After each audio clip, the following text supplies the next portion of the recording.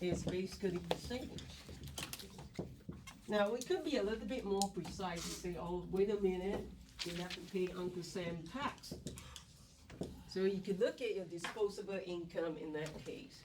So there's some of the motive for saving is to save for future. And a lot of you are here today because you're going to college, you know. Does it take money to go to college? Yeah. Absolutely, yes, yes.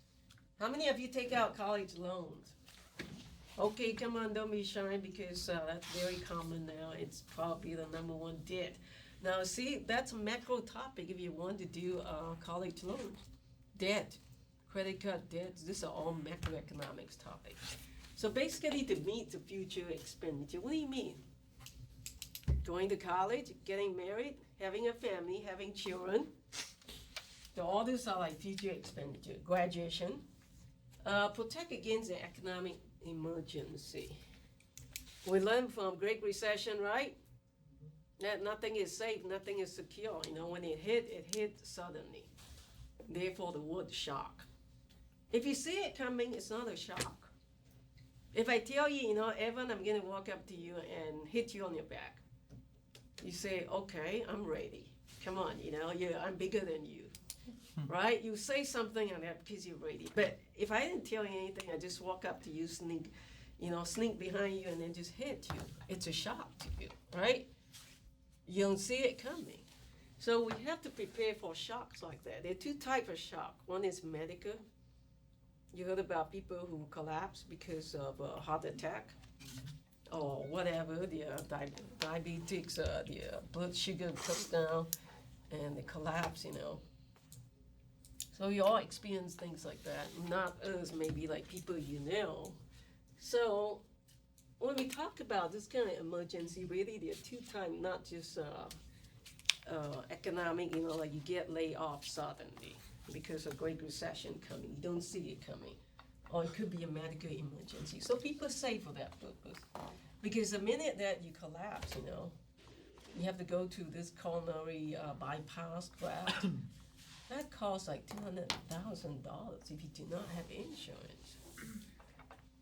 So that could wipe you out, your whole life savings or whatever, your retirement.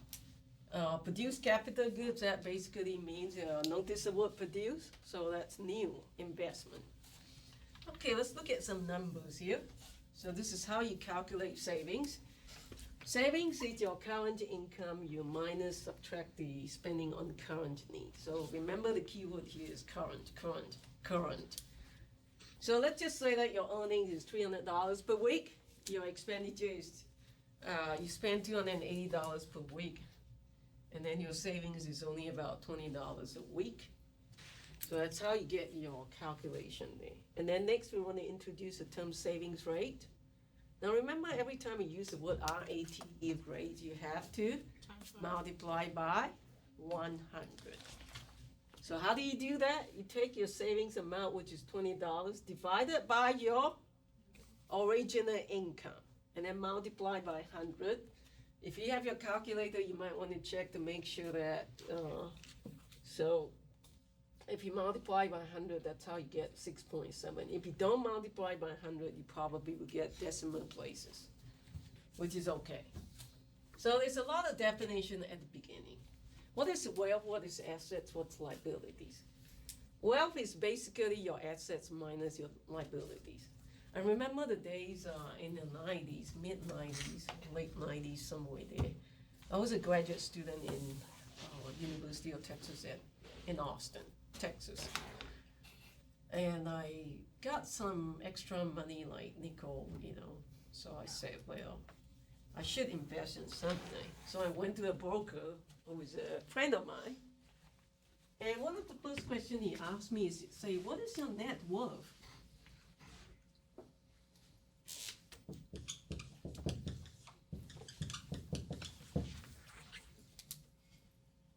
At first I stunned. I say, what?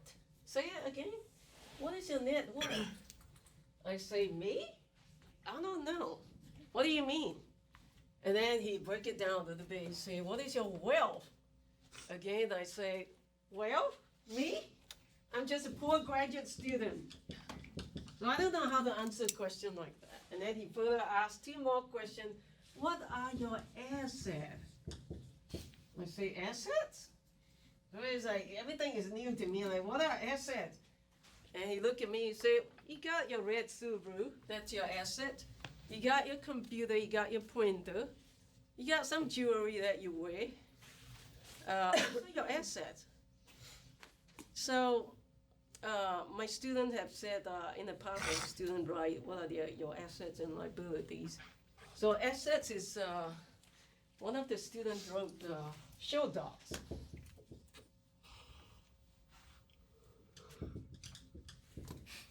He's got 3 pit bulls. I say, what? And what do you mean, like, show dogs are not assets? Well, he didn't put down show dogs. He put down $1,000 per pit bull. And I say, what do you mean? You know, I mean, I didn't know they worth so much. He said, oh yeah, this is a special dog. You feed them pedigree stuff, you know, and they're very expensive. So, show dogs. So that's his assets. Now, what about you guys today? What are some of the assets you have, other than cars, computers? How many of you have Xbox? I'm sorry? PS2 station? Excuse me, not PS2 anymore. This is like PS4, right? Yeah. Man, I keep trying to keep up. How many of you have iPhone 7? Nobody raise your hand. Okay, not coming yet, coming, right? So that'll be your assets. How many of you collect Batman comics? I do too. Yeah, my son. Well, we got lots, yeah, in the attics, yeah. How many of you collect guns? Musical instruments? Baseball cards? Football jersey? These are worth a lot, right? Depending on what name is on it, which time, which period. If you have Troy Aikman, how many of you know who he is? Oh, you do? Okay, I'm impressed. Yeah, I thought he was out of time now. Okay, I'm sorry, Evan. I know you shake your head like, you know, we don't care about Dallas Cowboys, right? Yeah. Well, I was his big fan, yeah, because in the 90s when I was there, they won Super Bowl 3 years in a row. I think I remember. Was it 94? I want to say 92, 93, 94, something, yeah. And he was like quarterback, you know, everybody knew that guy. Anyway, okay, so if you have assets, that's good. If you have liabilities, this is what you owe. That's the sad phase. This is not so good. Anything that you owe. What are some of the things that you owe today? If you dare to declare to me, or actually some of you already did. You got college loans, don't you? That's liabilities. So let's look at 2 sides. This is a good side, this is a bad side. Now, economics is like that. You have the bright and you got the dark side. So this is the smiling face side. You got some cash, you got some checking account. That's a lot of money there. I don't even have that. Shares of stock, 1,000. Car, 3,500. That has to be a used car, right? What, is that how much you have? Scrap? I know, I'll just read. A clunker, maybe? Well, 3,500 is quite a bit. You could still drive it around, I'm sure, yeah. All right. Furniture, 500. Some of you have that, right? So does it make you feel rich? You can start going home and list all the assets you have. I told my class over the summer, Brett is not here. He used to sit over there, the corner, which is Nathan, and he's falling asleep. So we happen to pick on your position there, happen to be you, yeah. But, so I remember one of my students, I keep telling my students over the summer, I say, go home and look inside your closet. You got lots of stuff there, you know, clean up your closet, you never know, and start listing the values. Have y'all heard the stories I told my student over the summer? That there was a homeless guy who got, he died. So they pick him up and they did an autopsy on him, and they realized that he was starved to death. So he had an apartment, well, not really an apartment, in shacks or something, you know, in this particular big city. So the county people have to go by his house to clean up his house. When they walk in, they saw all those shoe boxes stack up from the floor to the ceiling, from wall to wall, one end of the wall to the other end, and then the same thing. He's gone around collecting all the shoe boxes, and they're not empty. They got stuff inside. So they had to clean out his stuff for him. So at the end of that 1 month, maybe 2 months, who knows? They clean up the stuff. They found that he's got 14,400 something. This guy starved to death. So he was rich. He didn't know. How many of us are like that? You don't know. Go home and clean up your closet. You might find out that you're richer than you thought, you know? I found out $20. I don't know why it just there. It's just there, you know? Stash it in between that corner right there. Right? How many of you have that experience? I found my jewelry. I thought it was lost 2 years ago. So, anyway, you're richer than you thought, than you think. Anyway. Okay, over here, liability side, you got student loan, 3,000. Thank you. I guess that's about average. Credit card balance. You know that balance means you have to pay it off, right? If you get a statement, 250, if you don't pay it off right away, what happens? Builds up. Bills up. You have to pay interest.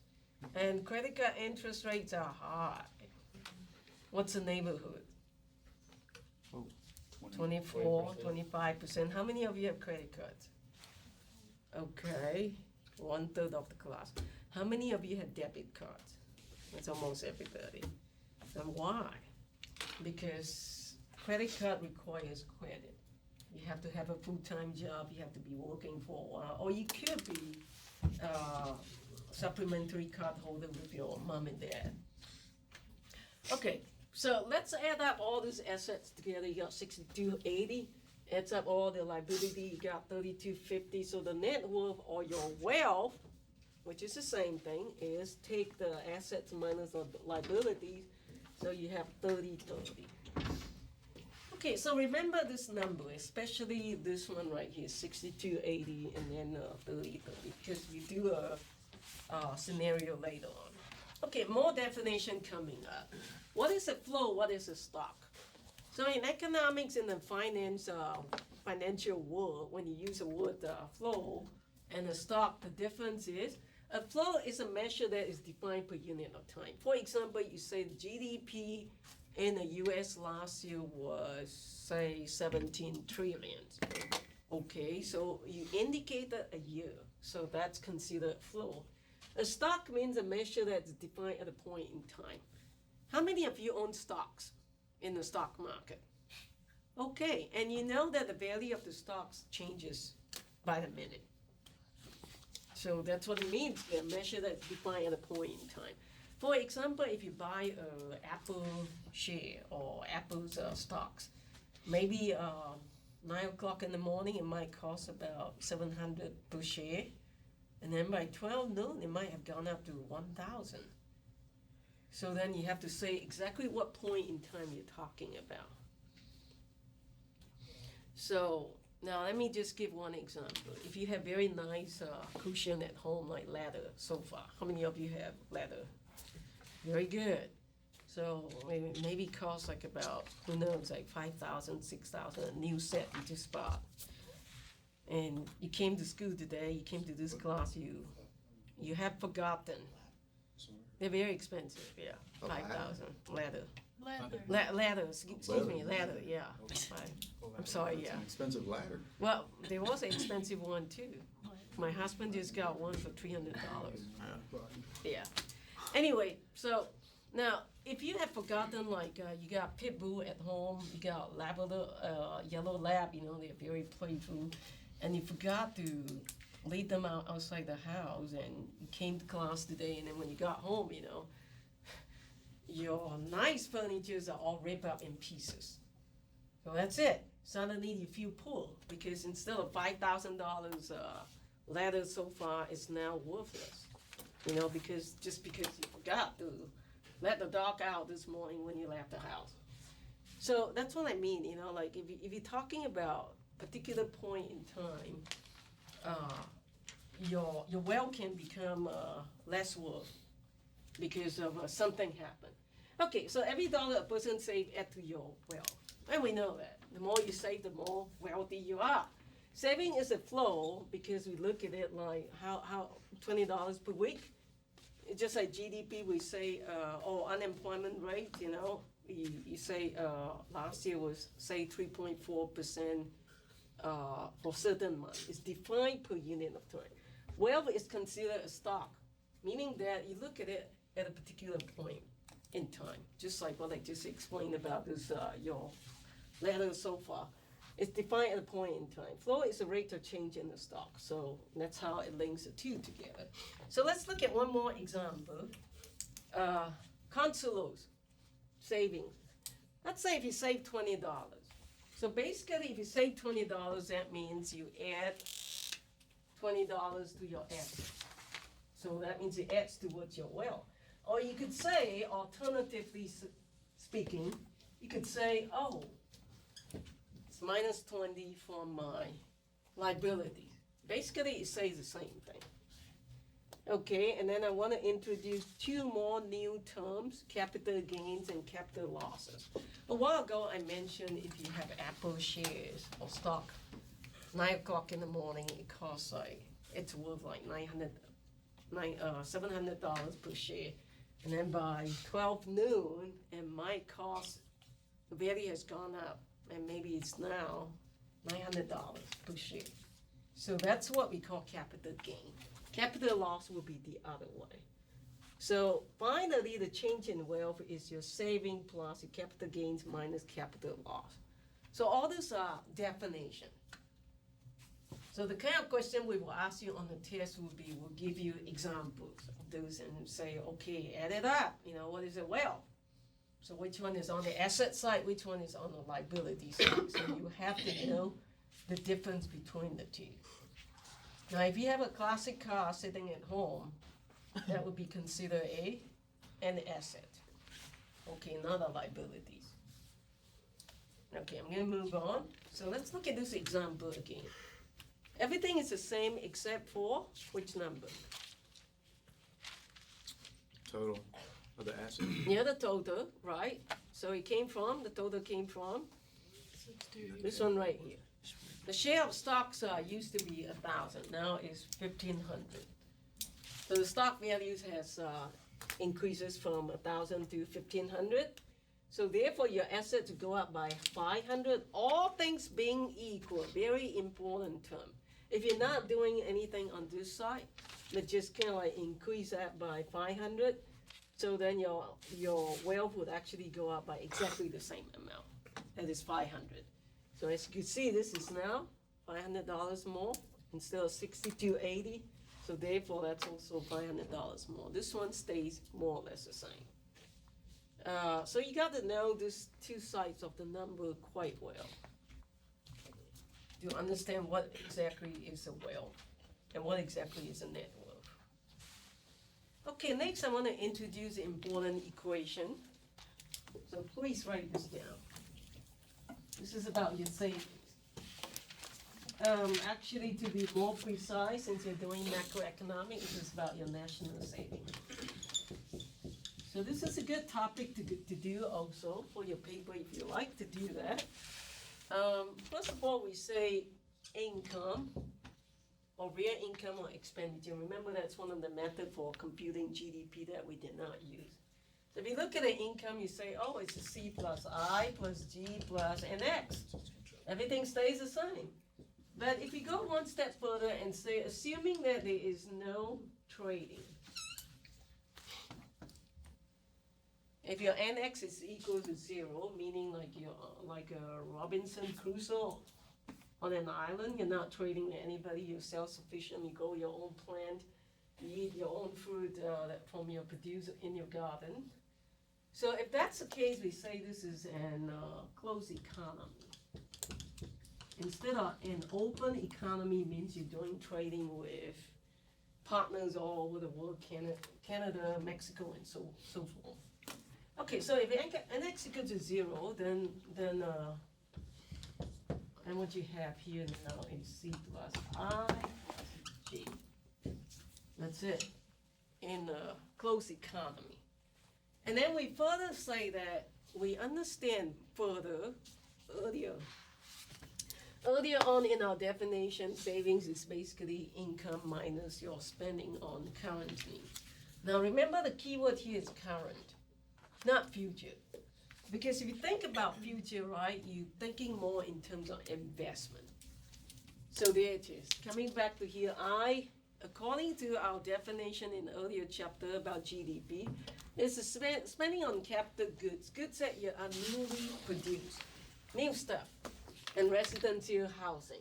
So remember some of the definition we have. We got 3 categories in the earlier chapter. We talk about it. Now C is your consumption, and it includes durable goods, non-durable goods, and that could be current and future needs, and that's true. But for the sake of our discussion here, we only want to focus on current. Same thing as government expenditure. It could be current or it could be future. Oh, we want to build a hospital. We want to build a highway in Pembroke, for example. All this are future needs, future public good that the government is going to build.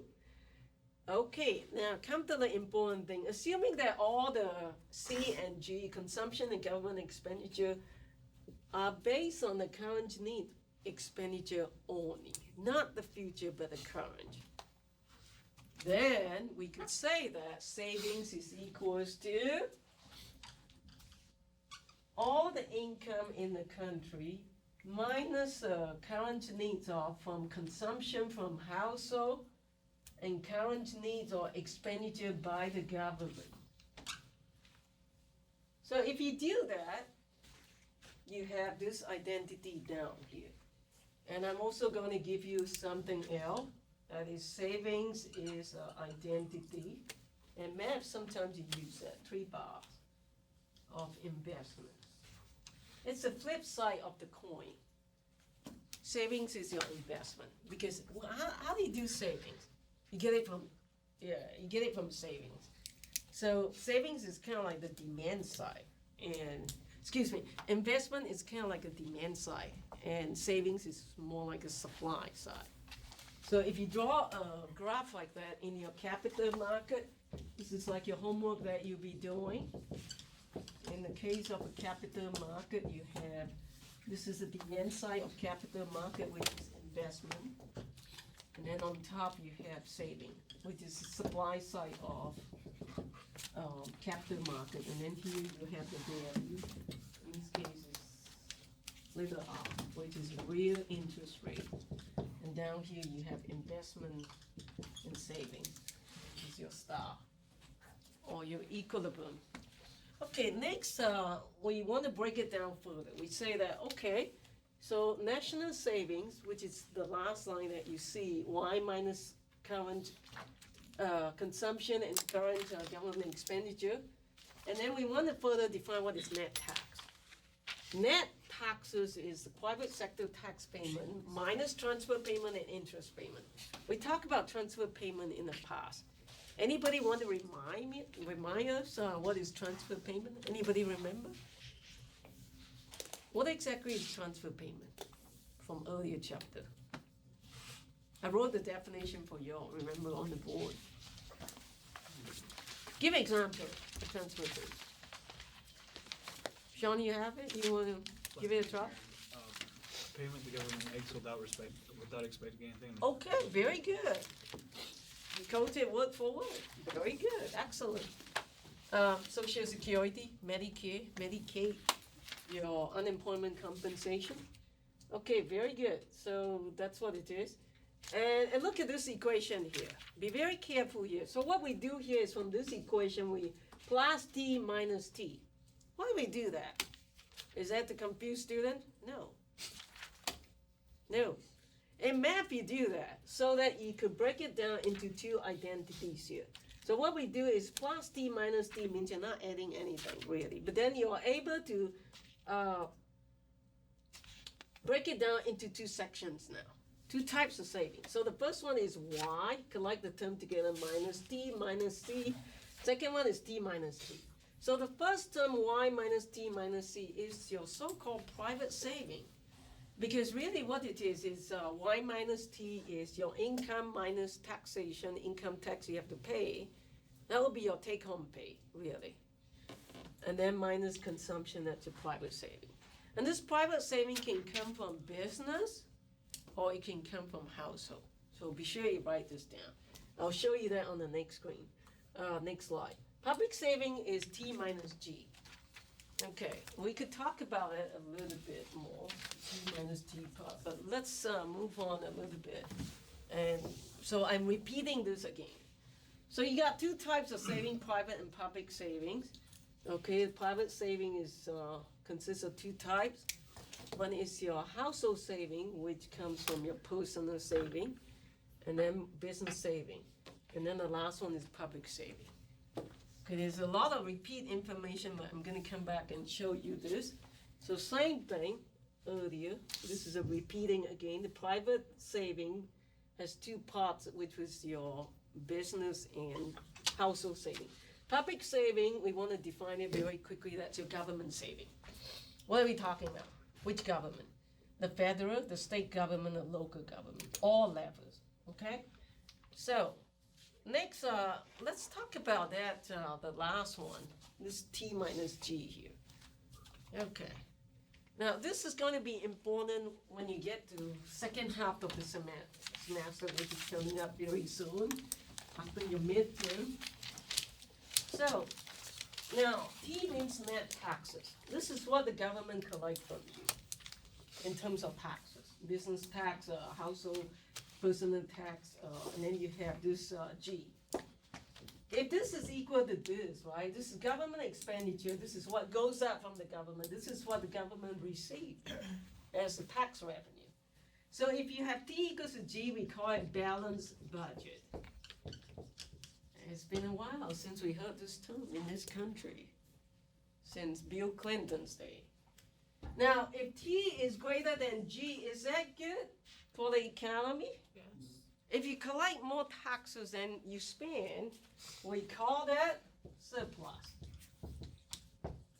That has been a foreign word in this country for in a long time. And this is a smiling face. It is a good thing to have budget surplus. But if you spend more than what you collect as tax revenue, we call it a budget deficit. And this is a sad face. So this whole thing is about government budget, or what we call public saving. So in order to save, right, you have to, you have to have surplus, which is this one right here. So therefore, your public savings is, this is all that this is saying. Okay, this means surplus means T greater than G. So the government budget surplus equals the public saving. So this is what, we have other term that we use, we call this public saving. And then this one, the sad phrase, we call it public disabling. Because this one you are losing out. So this is where the US is at right now. We have a budget deficit. So let's look at this number. I'm gonna ask you a few questions, see if you understand deficit and surplus. Look at the year 2000. This is when internet became very popular, before September 11. So if you look at the federal government receipt and expenditure, tell me, are they experiencing budget or surplus? The federal government in year 2000. Surplus, how do you know? Because receipt is higher than expenditure. Okay, your T is greater than G. What about state and local government? The same, likewise. Okay, so overall we say, oh, that year the US had experienced budget surplus. No problem with that. Oh, let's look at 2010 now. Okay, look at the federal government, the receipt and the expenditure. Tell me, what are they experiencing? Deficit. And not only that, look at the magnitude. Big difference here. What about down here, the state and local government? They're actually experiencing surplus. So these people are innocent. So most of the deficit that caused by the, U.S. Deficit now is because of the federal government deficit, not so much of the state government, because the state governments are doing okay. They're experiencing surpluses. But this deficit is of a higher magnitude than that, so therefore, the government ends up, the national savings end up having